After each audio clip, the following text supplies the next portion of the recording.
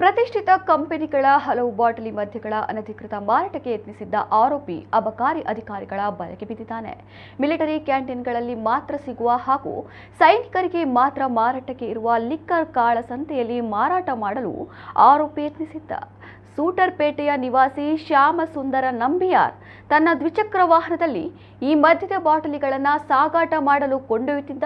ಈ ವೇಳೆ ದಾಳಿ ಮಾಡಿದ ಅಬಕಾರಿ ಅಧಿಕಾರಿಗಳು ಆರೋಪಿ ಸಾಗಿಸುತ್ತಿದ್ದ ಸುಮಾರು 11 ಲೀಟರ್ ಮಿಲಿಟರಿ ಲಿಕ್ಕರ್ ವಶಕ್ಕೆ ಪಡೆದುಕೊಂಡಿದ್ದಾರೆ.